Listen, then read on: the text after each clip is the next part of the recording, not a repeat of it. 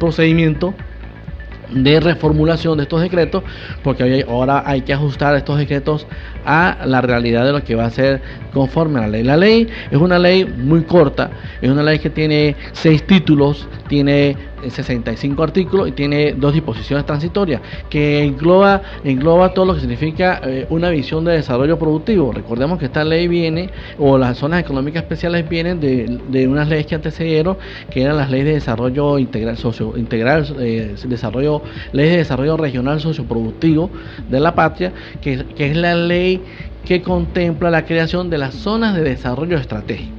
Nosotros hemos venido planteando, y en esa tarea el ministro Estado conteste, de que el Táchira, como estado fronterizo, es una zona de desarrollo estratégico, porque nosotros tenemos una economía muy diversificada, ¿sí? Desde producción primaria, de alimentos, a la producción agroindustrial, la producción manufacturera, el tema de los servicios, el tema del comercio, el turismo, la minería, hay ¿sí? de todo, sí. Y la parte pecuaria. Sí, entonces, hay muchas posibilidades. Entonces nosotros tenemos unas potencialidades muy particulares, ¿sí? Que nos permite nosotros decir que somos una zona de desarrollo estratégico para el país. Pero la pregunta sería, súmale a eso el tema que somos un estado fronterizo. Claro, pero la pregunta clave de esto, la pregunta del $1.000.000, la llamo así porque creo que es el concurso millonario. ¿Quién quiere ser millonario? El quid de la cuestión estriba en cómo implementas tú una zona económica especial si tienes la frontera cerrada, y cómo garantizas tú allí el intercambio de bienes y servicios justamente con esa frontera cerrada. Bueno, agregaría yo, como le preguntaba el ministro, porque el factor frontera es determinante en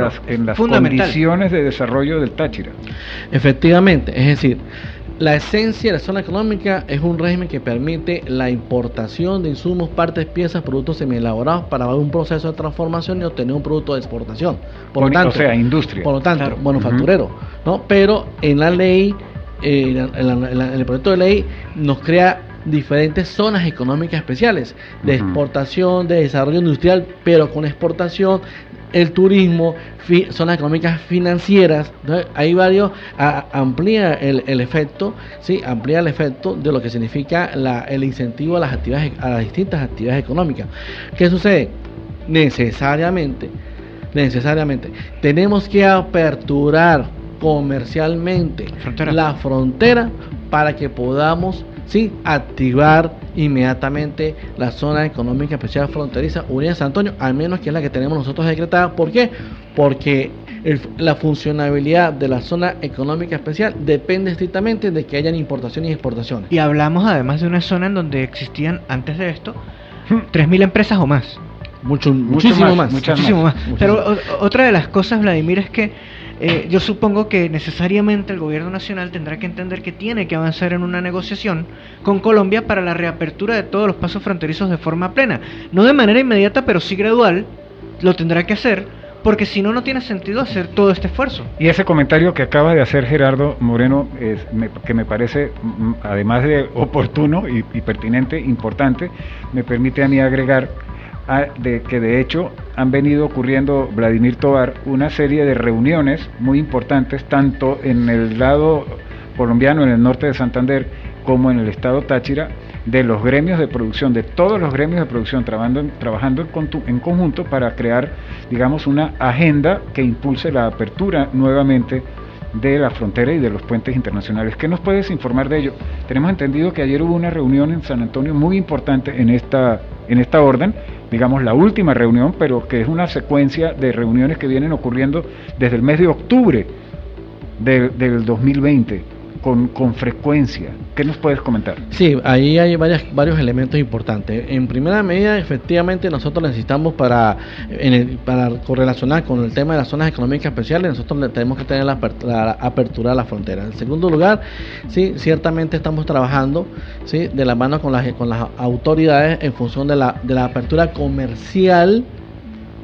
Entiéndase, apertura comercial de para la el frontera, comercio legal para y el comercio formal internacional, sujeto a control aduanero. Correcto. Sí, es el comercio que se somete a importaciones, a exportaciones, inclusive con todas las regularizaciones de la ley. Eso está muy bien. cuando hablamos control aduanero es que tiene que someterse a la normatividad aduanera, ¿sí?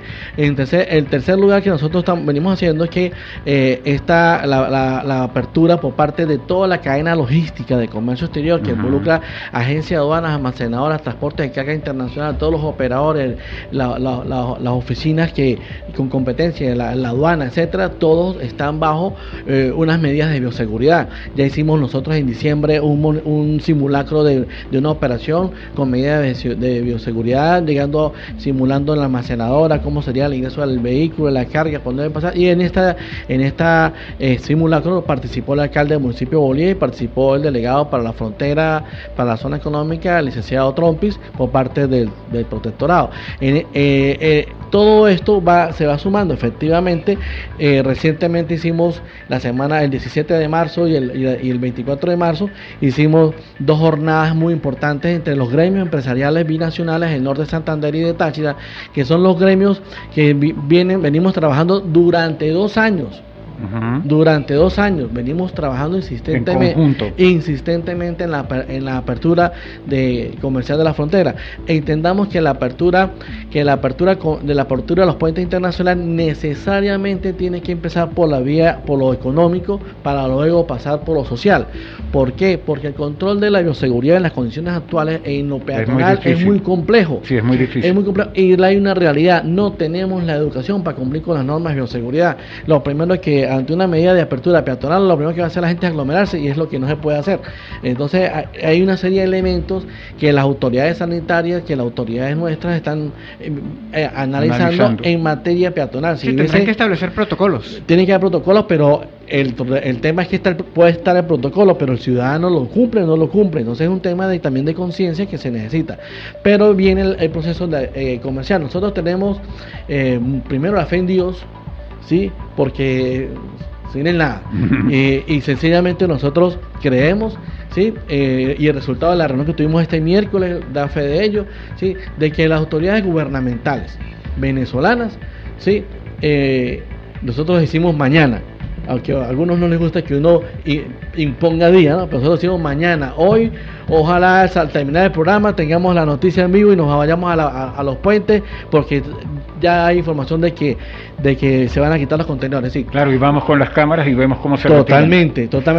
Es decir, el sector operador logístico ya nosotros hemos dicho, tenemos los montacargas listos que se necesitan para recoger los contenedores. Están allí en las almacenadoras los montacargas con combustible, todas las condiciones para apoyar el retiro de los contenedores cuando el Ejecutivo Nacional así lo ordene.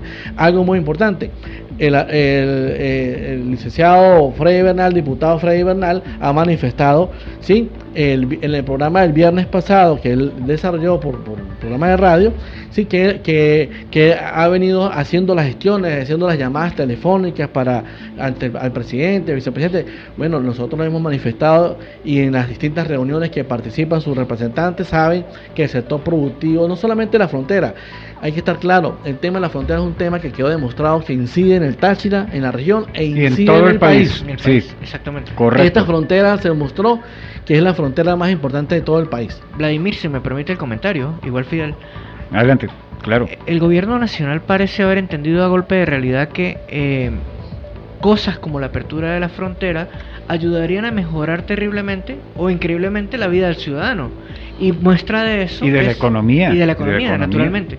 Pero muestra de eso, es un paso tímido hasta ahora, la ley de zonas económicas especiales, y estas discusiones que además se han venido dando a nivel regional para la apertura de la frontera. Los gremios están absolutamente claros en la necesidad de reaperturar esa frontera, porque se necesita reactivar todo el aparato industrial que era muy grande, lo veníamos comentando, pasa de las 3.000 empresas. Ahora yo me voy a atrever a agregar y a preguntártelo a ti también. Hay intereses muy poderosos en torno a no abrir la frontera, porque esa condición ha generado la facilidad de que lo ilegal, lo oscuro, prospere. Entonces, ¿qué tanta fuerza puede tener, digamos, esos intereses para frenar todas estas iniciativas de reapertura de frontera? Aquí lo que prela es el interés del venezolano, el interés de generar empleo, el interés de generar inversión, el interés de recuperar la actividad productiva de la frontera, el interés que significa recuperar la actividad productiva del país y por ende ese es el interés que debe prelar. El Estado, el gobierno siempre ha abanderado lo que es la soberanía. Por lo tanto, nosotros en este esquema, ¿sí? La reactivación, la apertura de las fronteras es una ratificación de lo que debe ser la soberanía en lo productivo, en cuanto a que desde la frontera hacia adentro de Venezuela debe generarse lo que nosotros le llamamos. Nosotros en una reunión que estuvimos en diciembre con el diputado Bernal, le dijimos: empecemos la campaña admirable de recuperar a Venezuela, la economía productiva de Venezuela, desde la apertura de los puentes internacionales para el comercio internacional, y progresivamente comencemos a dar los saltos que haya que dar en esto, porque hay que estar muy claro. Por ejemplo, ahorita el 31 de marzo se vence el decreto que ha establecido el gobierno en materia de exoneración de impuestos para la importación. Es decir, han habido mecanismos, hay que reconocerlo. Hay pasos. Han habido mecanismos que se han venido desarrollando desde hace 2 años. Desde el 2018 o 2019 se han venido desarrollando mecanismos que han buscado generar ciertas vías para que el industrial pueda importar su materia prima con una exoneración de impuestos, etcétera.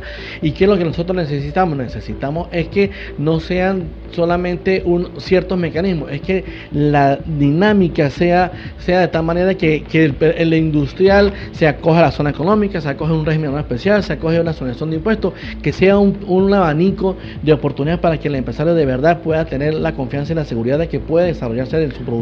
Vladimir, rápidamente, antes de irnos, se nos terminó el tiempo. Antes de irnos, parece que empieza a haber una conciencia sobre la importancia de abrir la frontera. ¿Es así? ¿Sí o no? La frontera se va a abrir, pero bajo una visión que nosotros venimos proponiendo, que es la visión de los 17 Objetivos de Desarrollo Sostenible, que debe ser una frontera sostenible y sustentable, bajo toda la mirada de lo que significa la Agenda 2030 de las Naciones Unidas, porque esa es la frontera que nosotros tenemos que construir de aquí en adelante. No podemos seguir construyendo. Muchos dicen, queremos que ahora la frontera de antes. Improvisar. Nosotros le hemos dicho, no, la frontera de antes nos trajo la frontera de hoy. Nosotros queremos una frontera con visión, y esa visión la ha demarcado la Agenda 2030 de las Naciones Unidas, con los Objetivos de Desarrollo Sostenible y los ejes económicos que establece el Foro Económico Mundial. Y estamos terminando el programa, sí, Fidel. Excelente. Gracias, esta última participación de Vladimir, porque nos pone en un escenario en donde va a privar, y yo observo que eso ya está empezando a ocurrir, donde va a privar una concepción productiva del desarrollo y no una concepción